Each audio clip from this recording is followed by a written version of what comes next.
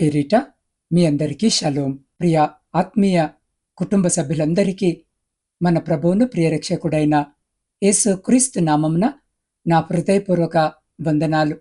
ప్రియులారా, ఈ ప్రశస్తమైన ఉదయకాల సమయం దేవుని సన్నిధిలో మిమ్మల్ని కలుసుకోవడం నాకెంతో ఆనందంగా ఉంది.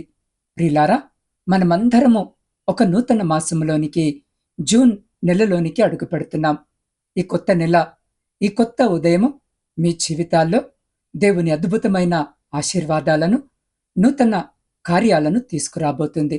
గడిచిన కాలమంతా తన కృపా రెక్కల నీడలో మనల్ని భద్రపరిచిన ఆ సర్వశక్తిమంతుడైన దేవునికి మహిమ కలుగునుగాక. ఈ ఉదయాన్నే మన హృదయాలను, మన మనసులను దేవుని వైపు త్రిప్పుదాం. లోకములో ఉన్న సకల సాతాను శక్తులను, అనుమానాలను లయపరుస్తూ పూర్తి విశ్వాసముతో ప్రియులారా, ఈ నూతన మాసములో కొన్ని మాటలు నాతో కలిసి మీరు గట్టిగా చెప్పాలని కోరుకుంటున్నాను. యేసు నామములో ఈ నూతన రోజు, ఈ నూతన మాసము నా జీవితంలో ఆశీర్వాదకరముగా ఉండబోతుంది. సాతాను నాపై వేసిన ప్రతి నింద, ప్రతి ప్రతికూలత ఈరోజే తొలగిపోవునుగాక. నా దేవుడు నన్ను లోకంలోని సమస్త సృష్టి కంటే శ్రేష్ఠుడిగా ఎంచాడు. ఆయన కృప, కరుణ ఈ రోజంతా నన్ను ఆవరించి ఉంటాయి. నేను తలపెట్టిన ప్రతి మంచి పనిలో నాకు విజయం కలుగునుగాక. ప్రియులారా, చివరి మాట, నేను ఒంటరివాడిని కాను. నన్ను సృష్టించిన నా యేసయ్య నా పక్షాన ఉన్నాడు. ఏ కీడు నా గుడారము సమీపించదు.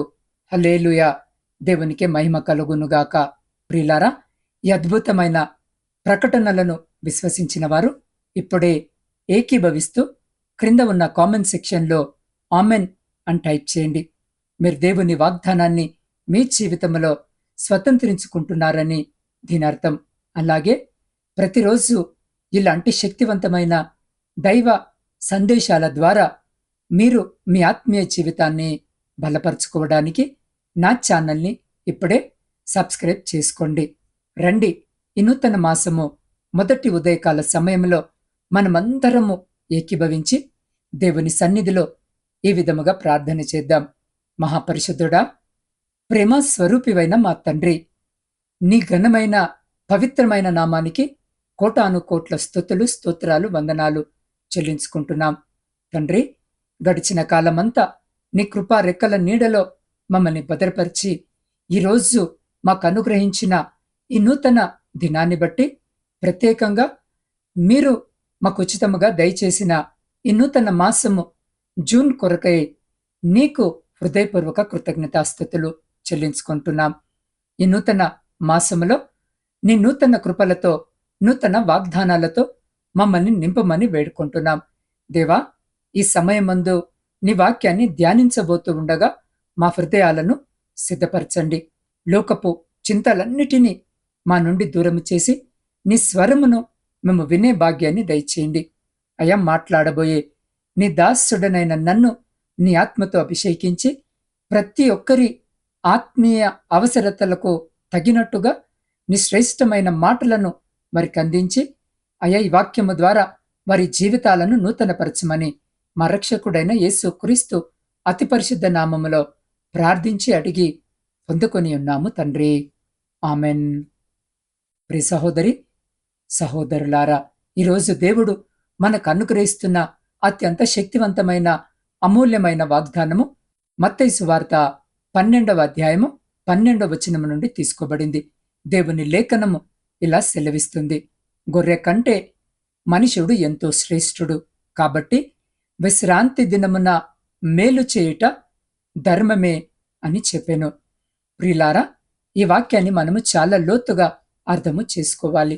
ఈ మాటలు ఎవరో సాధారణ మనిషి చెప్పినవి కాదు, సాక్షాత్తు లోకరక్షకుడైన యేసు క్రీస్తు ప్రభువు పలికిన పరమసత్యాలు. మనం ఈ వచనం యొక్క చారిత్రక నేపథ్యాన్ని ఒక్కసారి పరిశీలిస్తే, ఆ రోజుల్లో యూదా సమాజంలో శాస్త్రులు, పరిసయ్యులు అనే మత పెద్దలు ఉండేవారు. వారు దేవుని ప్రేమను విస్మరించి కేవలము మనుషులు పెట్టుకున్నటువంటి కఠినమైన ఆచార వ్యవహారాలకు నిబంధనలకు మాత్రమే ప్రాధాన్యత ఇచ్చేవారు. ఒక విశ్రాంతి దినమున యేసయ్య సమాజ మందిరంలోనికి వెళ్ళినప్పుడు అక్కడొక ఊచ చేయగల మనుష్యుడు ఉన్నాడు. ఆ పరిసయ్యులు యేసయ్యపై ఏదో ఒక నేరము మోపాలని, ఆయనను నిందించాలని ఒక కుయుక్తితో విశ్రాంతి దినమున స్వస్థపరచుట ధర్మమా అని అడిగారు. వారి ఉద్దేశము ఆ రోగికి మేలు జరగడము కాదు, తమ ఆచారాలు నెరవేరడం, యేసయ్యను ఇరికించడం మాత్రమే. అప్పుడేసయ్య వారి హృదయ కాఠిన్యతను చూసి వారి నోళ్లను మూయించే విధముగా ఒక అద్భుతమైన ప్రశ్న వేశారు. మీలో ఏ మనిషినికైనా ఒక గొర్రె ఉండి అది విశ్రాంతి దినమున గుంటలో పడితే వాడు దానిని పట్టుకొని పైకి తీయడా అని అడిగారు. ఖచ్చితంగా తీస్తాడు. ఎందుకంటే ఆ గొర్రె వారికి ఒక ఆస్తి, ఆర్థిక విలువ కలిగినటువంటి జంతువు. పశువు గుంటలో పడితే ఆచారము పక్కన పెట్టి కాపాడే మనుషులు, ఒక తోటి మనిషి సంవత్సరాలుగా రోగముతో పశువు గుంటలో పడితే ఆచారం పక్కన పెట్టి కాపాడే మనుషులు, ఒక తోటి మనిషి సంవత్సరాల తరబడి రోగముతో బాధపడుతుంటే ఆచారాల పేరుతో స్వస్థతను అడ్డుకోవాలని చూస్తున్నారు. అందుకే యేసయ్య ఎంతో అధికారముతో కఠినంగా వారిని హెచ్చరిస్తూ గొర్రె కంటే మనుషుడు ఎంతో శ్రేష్ఠుడు అని చెప్పాడు. కాబట్టి విశ్రాంతి దినమున మేలు చేయుట ధర్మమే అని ప్రకటించి ఆ వ్యక్తి చేయిని సంపూర్ణముగా స్వస్థపరిచాడు. పరిశుద్ధ గ్రంథములో నుండి ఒక అద్భుతమైన ఉదాహరణను మనము ధ్యానిద్దాం. బైబిల్లో యోసేపు జీవితాన్ని మనము చూస్తే ఆయన అన్నలు ఆయననెంతగా తృణీకరించారో మనకు అర్థమవుతుంది. సొంత తోబుట్టువులే యోసేపు యొక్క విలువను గుర్తించలేదు. తన తండ్రి యోసేపును ఎక్కువగా ప్రేమిస్తున్నాడనే కుళ్ళుతో, అసూయతో అన్నలందరూ కలిసి యోసేపును ఒక పాడుబడిన గుంటలో పడేశారు. ఒక తోటి మనిషిని, సొంత తమ్ముడిని గుంటలో పడేసి వారు మాత్రము పక్కనే కూర్చొని నిశ్చింతంగా భోజనము చేశారు. ఎంతటి హృదయ కాఠిన్యత కదా! మనుషుల దృష్టిలో యోసేపు విలువ కేవలము 20 వెండి నాణెములే.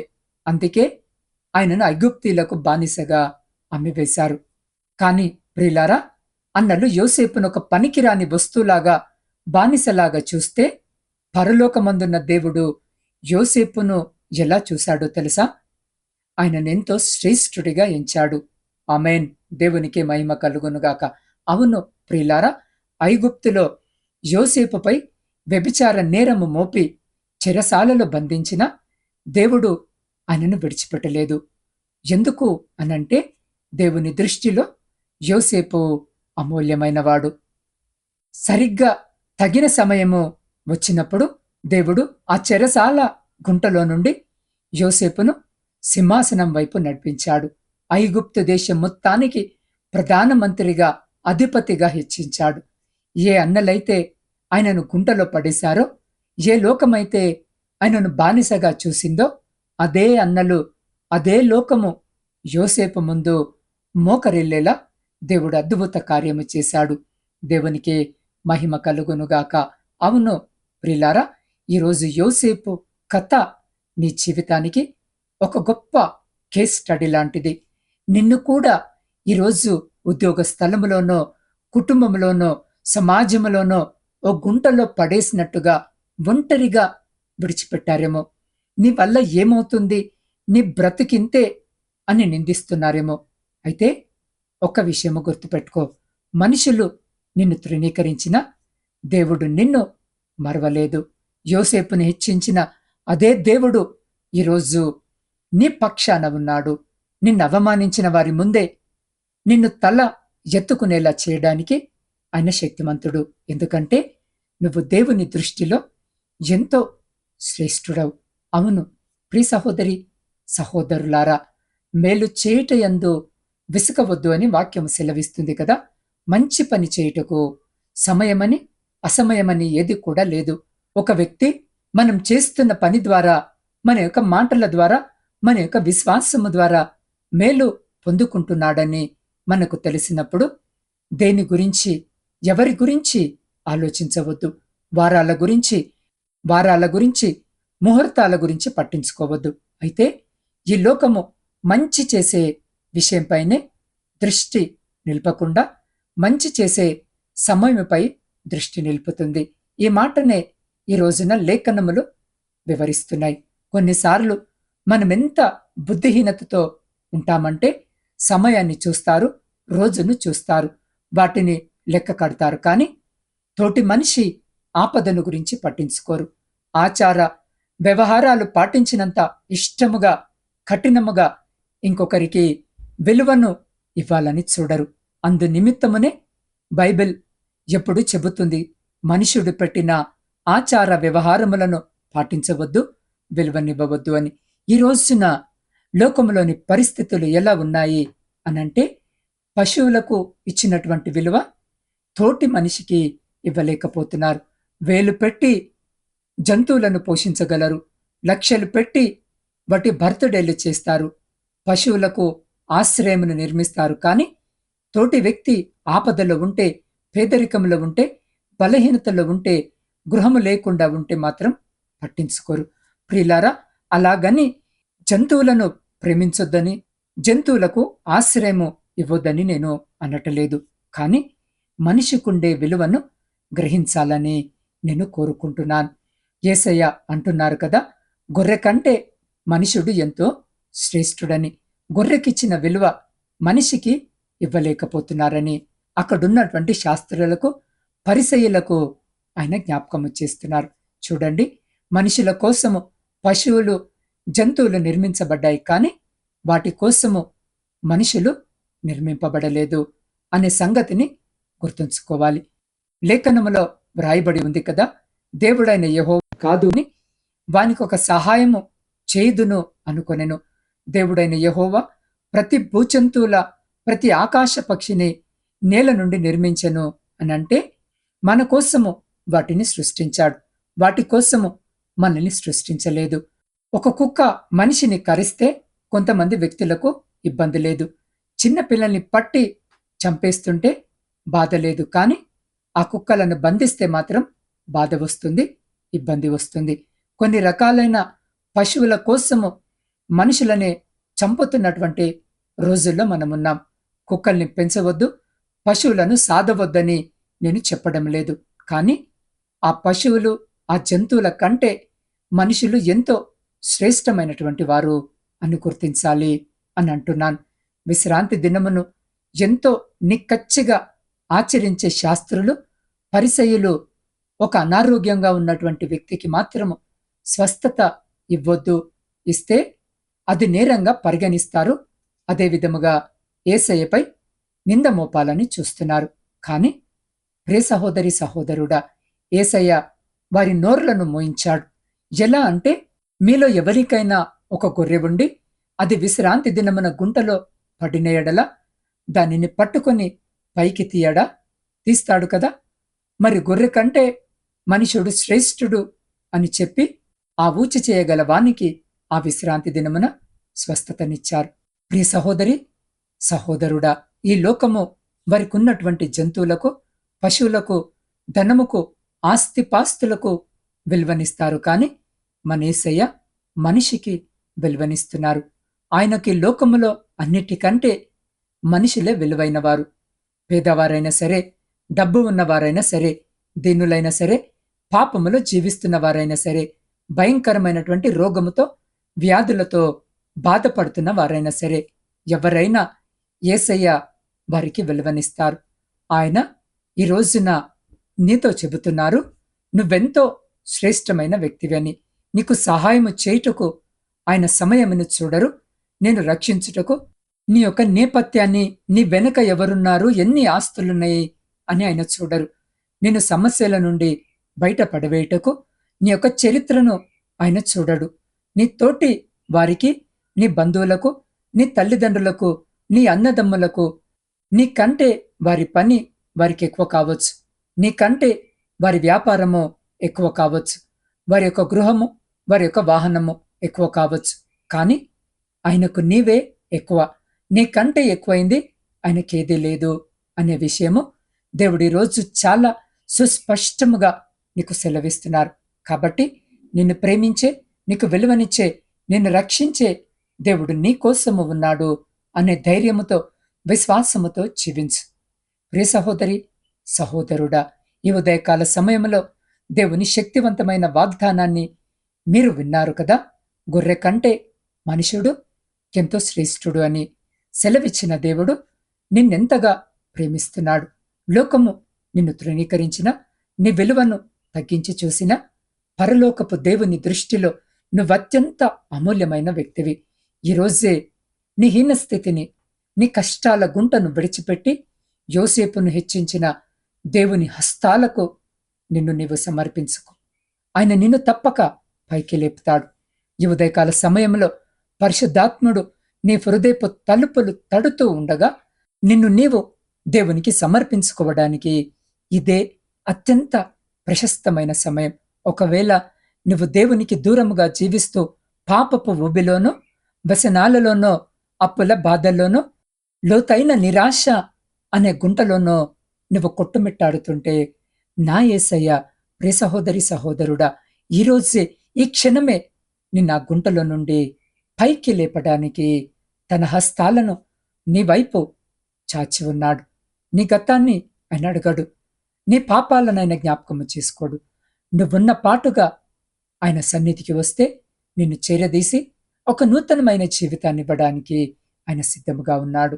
కాబట్టి ప్రియ సహోదరి సహోదరుడా, ఎవరైతే తమ జీవితాలను మార్చుకోవాలని, దేవుని నూతన ఆశీర్వాదాలను ఈ నూతన మాసములో స్వతంత్రించుకోవాలని ఆశపడుతున్నారో వారందరూ ఇప్పుడే మీరున్న స్థితిలోనే వీలైతే మోకరించి, లేదా నిలబడి ఉండి, మీ కుడి చేతిని మీ హృదయంపై వేసుకొని, లేదా మీ రెండు చేతులు ఆకాశము వైపుకెత్తి నాతో పాటు ఈ ప్రార్థనలో ఏకీభవించండి. మహాపరిశుద్ధుడా, నమ్మకమైన మా పరలోకపు తండ్రి, నీ పరిశుద్ధ నామాన్ని బట్టి స్తుతులు, స్తోత్రాలు, వందనాలు.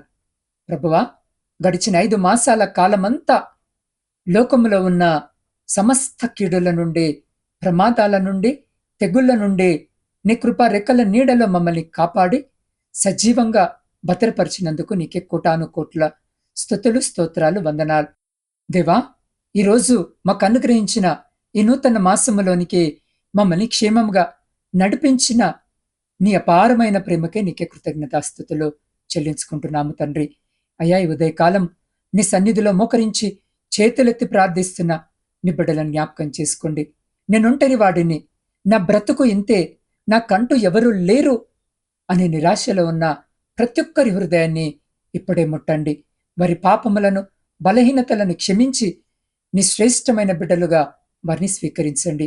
అయ్యా, ఈ జూన్ నెలంతటిలో నీ నూతన ఆశీర్వాదాలు, అద్భుతాలు వీరి జీవితాల్లో నెరవేరునుగాక. గడిచిన 5 నెలల శ్రమలను తీసివేసి 6వ నెలలో 6 ఆశీర్వాదాలతో వీరిని నింపమని వేడుకుంటున్నాం. ప్రభువా, రోగాల మంచంపై ఉండి ఏడుస్తున్న నీ బిడ్డలను ఇప్పుడే నీ గాయపడిన హస్తాలతో ముట్టండి. భయంకరమైన గుండె జబ్బులతో, హార్ట్ బ్లాక్స్తో బాధపడుతున్న వారి గుండెలను ఇప్పుడే నూతనపరచండి. కిడ్నీ వ్యాధులతో బాధపడుతూ డయాలసిస్ చేయించుకుంటూ కన్నీరు మున్నీరవుతున్న బిడ్డలపై నీ కరుణను కురిపించండి. వారి కిడ్నీలు ఇప్పుడే నూతనముగా సృష్టించబడునుగాక. శరీరాలను కృంగదీస్తున్న బీపీ, షుగర్ వ్యాధులను యేసు నామములో నార్మల్ స్థితికి తీసుకుని రండి. పక్షవాతము వచ్చి కదల్లేక ఇతరులపై ఆధారపడి జీవిస్తున్న బిడ్డల నరాల్లోకి, ఎముకల్లోకి ఇప్పుడే పరలోకపు జీవము ప్రవహించునుగాక. అయ్యా, వారు లేచి నడిచే భాగ్యాన్ని దయచేయండి. సమస్త దీర్ఘకాలిక రోగాల శక్తులు నజరేడైన యేసు అధికారము గల నామములో ఇప్పుడే లయమైపోవునుగాక. దేవా, ఎంతో కాలముగా భూమి మరి ఆస్తి తగాదాలతో కోర్టు చుట్టూ, పోలీస్ స్టేషన్ల చుట్టూ తిరుగుతూ తమ సొంత హక్కును కోల్పోయి న్యాయం కోసం ఏడుస్తున్న బిడ్డలకు నీవే న్యాయకర్తగా ఉండండి. మోసగాళ్ల చేతిలో చిక్కుకున్న వారి భూమిని, సమస్యలను ఇప్పుడే పరిష్కరించండి. శత్రుల కుయుక్తులను లయపరిచి వారికి రావలసిన ఆస్తిని, భూమిని పారదర్శకంగా వారి హస్తాలకు అప్పగించి న్యాయమును దయచేయమని వేడుకుంటున్నాం.